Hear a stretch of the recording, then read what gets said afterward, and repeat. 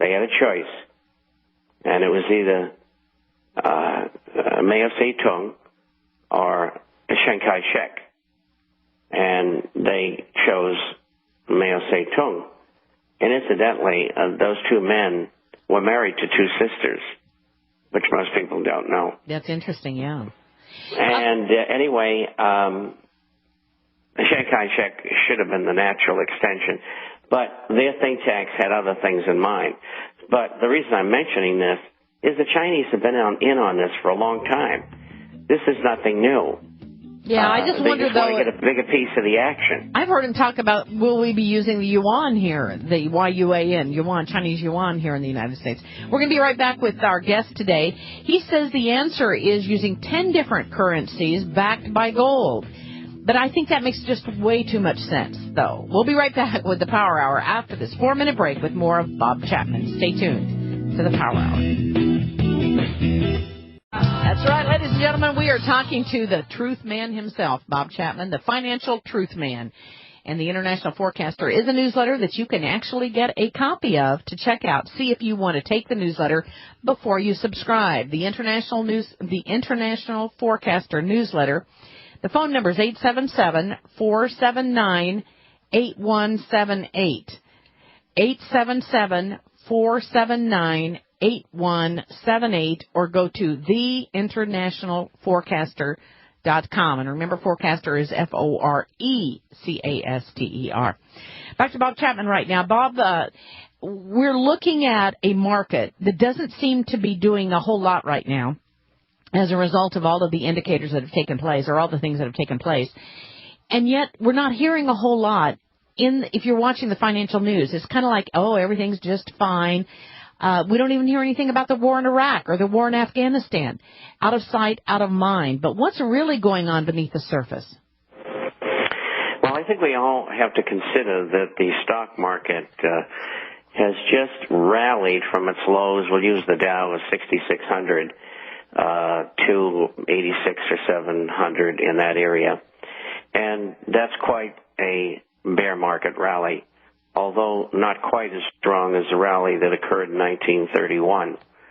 And I think that the same thing is going to happen to the stock market over the next couple of years. It's going to go back down and test 6,600 and in all probability break it. It may test it several times for that matter. And I would think that perhaps before the year is over, it might test it, even though there's monetary inflation out there coming like a whirlwind because of the tremendous amount of money and credit that's been created. And yes, I know there's the eternal drag of the diminution of the value of assets, such as real estate, that's underlying the economy. And it's been going on for 6 years now, not the real estate factor, but other factors before that, and that was joined in 2006 by the real estate factor. But there's been so much money and credit created just in the United States, $14.8 trillion by the Fed as well as the Treasury. They just overwhelmed the economy with money. And the money, most of it has gone to banks. And that's to shore up banks' balance sheets because the 19 large banks in the country were bankrupt. Mm-hmm. And they still are from a technical viewpoint, because if they had to give the money back to the Fed or to the Treasury, then they would be back where they were before. So the whole thing is smoke and mirrors. Yes, we've got a stimulus plan. Most of the money, which will all be spent in some way by the end of July, 90% probably went into paying bills, which is okay. But the point is they're not buying many things, and that was the intention. And, of course, the big spending comes in next year, and the bulk of it. And the economy will probably get a little bit better next year, but that's not a solution. You just can't throw money at things and hope it sticks and it'll make the economy better. You have to get rid of all of the misallocated funds that went into the wrong places, and those funds have to be allowed to be lost.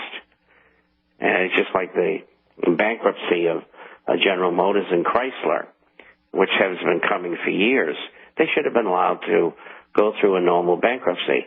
That didn't happen. The taxpayer either bailed them out or, in Chrysler's instance, it was taken over by a foreign manufacturer whose company is on questionable grounds as it is, and then all of the little favorable payoffs that went through during that bankruptcy. And then we had the same thing with General Motors. The bond market holders got very little. The retirees got very little, which is illegal, incidentally. And Goldman Sachs and J.P. Morgan Chase got their $6 billion back. There's no even-handedness, no fairness. What did they get their money back? Because they own the Fed. That's why. They're shareholders.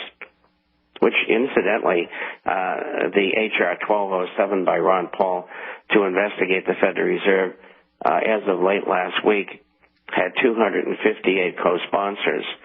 And that means there's no way that it can probably be defeated in the House. So it'll probably pass the House. If it passes the Senate, then we have to worry about whether our president would veto that measure. But coming full circle, the government wants the Fed to take over regulatory jobs. And the Fed is what caused the problem in the first place. That's right. The Fed caused the problem in the first place, and now we're giving the Fed more responsibility and without the accountability. Back in 3 minutes with the Power Hour. Stay tuned to Bob Chapman. But let me go back to our guest today, Bob Chapman. Bob, you are probably as healthy as you are because of Strauss heart drops. Would you not agree with that statement? Well, we've been taking them for over 5 years, and I would say that that's a true statement. But it's more important what it's done from my wife, Judy. She had a heart bypass down the left-hand side, and the doctors told her that she would probably need another one down the right-hand side in 6 months or so. And right after she had the operation, we discovered through a friend in Canada that these drops existed. So we got some, and we've been taking them ever since. And she's never had to have another operation. And when they do the tests on her, the Doppler test for her blood flow, they say her blood flow is probably 80 to 90% better than most people who have normal blood flow.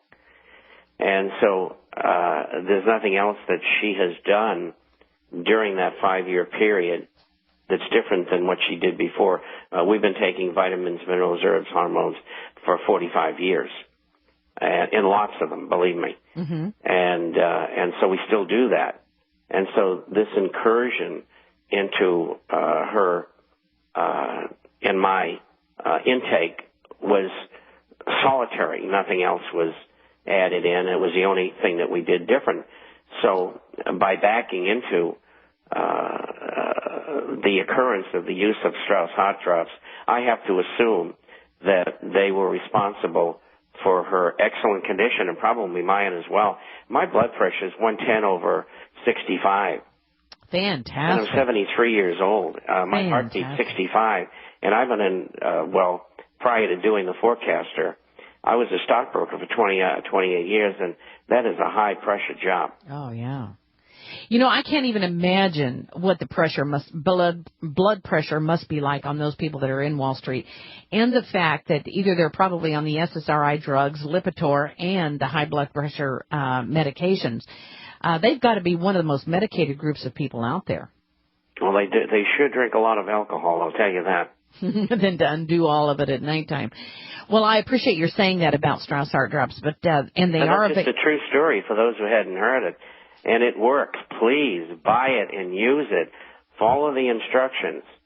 You know, it's certainly not the best tasting stuff in town, but right. It's better than being dead. We know what Scripture says about bitter herbs. Well, you know, if it tasted like it was sugar, then obviously there'd be a problem with it. So it's bitter herbs. It works for a reason. And all I can say is, when you start getting into cardiac problems, it is an awesome financial drain. And then when you get the government medicine, and on top of that, well, you get on the wait list the wait list for a bypass surgery, if that's the direction you go, you might have to wait 6 months, a year, or 2 years, and most people cannot by the time they get to the point of needing it. So that's just the way it's going to be in the future. Anyway, I appreciate your saying that, and you can call 877-817-9829, 877-817-9829 to get your Strauss heart drops. Back to the financial sector, the problems in the market right now that we're seeing. You say that the stock market is going up, but you think it's going to hit that 6,600 again. I think that now that it's dropped below, the S&P has dropped below the 750 limit, I don't think it's ever going to rebound again. What is your comment on the S&P? Well, it all depends on what the banks do. The banks have 10 times more money than they need,